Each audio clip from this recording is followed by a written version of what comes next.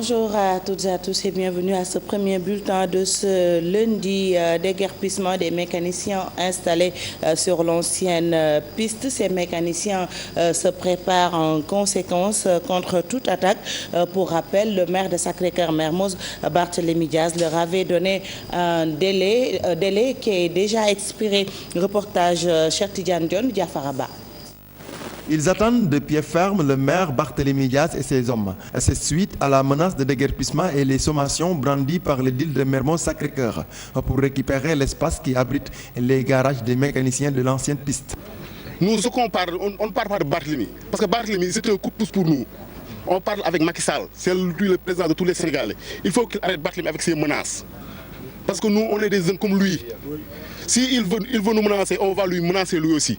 Mais nous ne sommes pas là pour se battre. Mais s'il vient nous trouver ici dans ce terrain, il va voir de quel bois on se chauffe.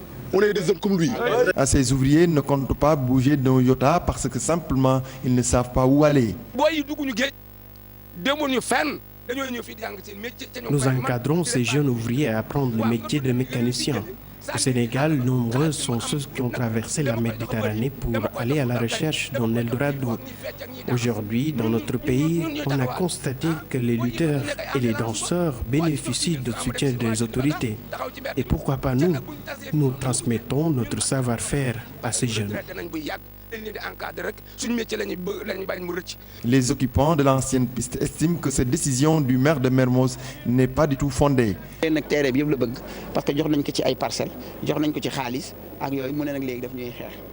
Barthélémy Diaz veut récupérer ce terrain, ce qui n'est pas du tout normal. Il est engagé dans un business. Nous sommes au courant de tout. Ce n'est pas au maire de nous déguerpir. Il a pris cette décision récemment. Et là, nous sommes déterminés à aller jusqu'au bout.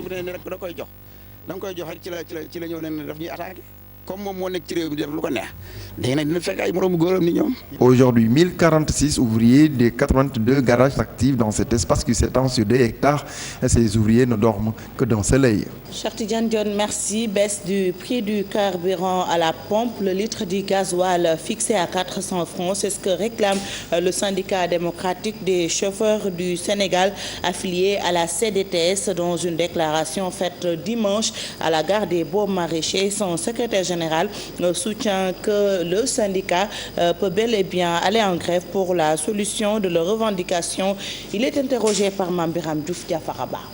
bi passé constaté nañ ne baril bi mi ngi $32 kon litre carburant bi war na mën a àgg ci 400 francs wala gën a suufe di. Nous avons constaté que le prix du baril du pétrole est actuellement à $32. Donc le litre du gasoil peut coûter au maximum 400 francs. Présentement, ça coûte 690 francs. Nous allons déposer une plateforme revendicative et n'excluons pas d'aller en grève. Mais il faut que les syndicats fassent bloc. Ça nous arrangerait beaucoup qu'on diminue le prix du carburant. Dinañu mën a faire face ak ñi nga xam ne ñoom la ñu war a jàkkaarloo muy ñi nga xam ne ñoo war a wàññi car. À Mbour, le transport interurbain assuré par charretiers et conducteurs de taxis clandestins, notamment appelés taxis clando. Conséquence, une concurrence déloyale est notée. Cheikh Tidiane Dione et Younous Diatta se sont rendus sur la Petite Côte. Regardez. À Mbour, taxis clando et charrettes ornent le décor des principales artères de la capitale de la Petite Côte. Nous sommes sur le tronçon Grand-Bourg-Marché. Ici, le transport est assuré par ces moyens de transport interurbains.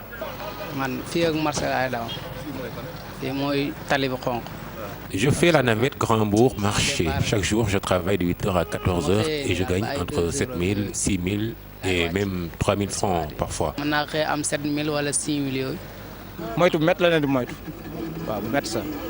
Nous, conducteurs, nous faisons tout pour éviter les charretiers. Et puis, ils ont leurs propres clients. Le tronçon Grand-Bourg-Marché, parmi les axes les plus fréquentés, ici, la concurrence est vive entre charretiers et conducteurs de taxis clando. Nous partageons la chaussée, ce qui est un problème pour nous, conducteurs de taxis clando. J'ai une fois tombé, je suis une fois tombé. C'est juste à côté des cimetières. Donc il y a aussi ce jour-là, il y a une femme qui s'est cassé les bras. Donc il y a ce problème-là. En plus, les voitures, il y a plus la sécurité. J'aime beaucoup prendre les voitures, c'est à cause de la sécurité. Non, déranger. Mais pour me rendre au marché, je prends une charrette. Cela ne me dérange pas. Ce que nous déplorons par contre, c'est l'état chaotique de la route.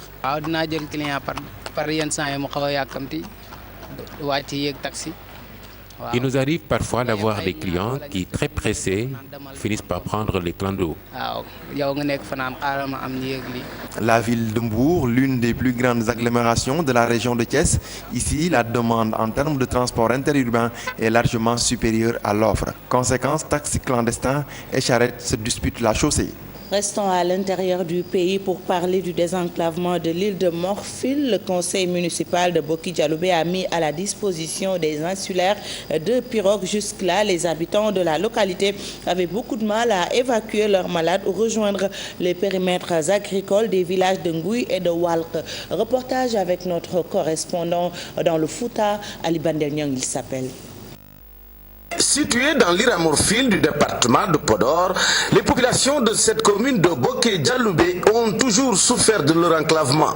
Malgré la construction des ponts de Medina Ndiagbé en 2004, toutes ces localités continuent toujours de subir les conséquences de leur proximité avec les différents bras du fleuve Sénégal.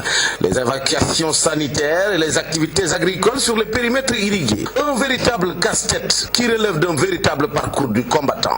Seulement, c'est désormais une nouvelle page qui s'ouvre pour ces populations qui viennent de réceptionner deux pirogues flambant neuves de la part du maire de la commune de Boki-Dialoubé. Cette pirogue, elle est très utile.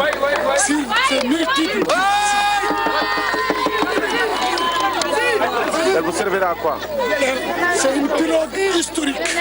Autant elle nous servait à faire la traversée avant le pont, elle sert à nos cérémonies de mariage, à l'accueil des autorités religieuses, et coutumières et politiques. Une action hautement saluée par les populations de cette partie de l'île à Morphil qui l'ont démontré durant cette visite du ministre de l'Intérieur et non moins maire de la commune de Boké. Après Fouta, nous nous rendons dans le Fouladou, une première dans l'histoire politique de Médina Yoro Fula. Désormais, des enfants vont siéger au sein du conseil municipal. L'expérience est tentée dans la commune de Bourouka, située dans le département de Médina Yoro Fula. Suivez cette correspondance signée Abdoulaye Diallo. Militaire, parce qu'on ne peut pas jouer un ballon qui se trouve dans la zone, presque dans les 16,50 de la douane, et nous être dans la moitié terrain de la Linguère. C'est pas possible. Donc c'est un bloc qui va ensemble et qui revient ensemble.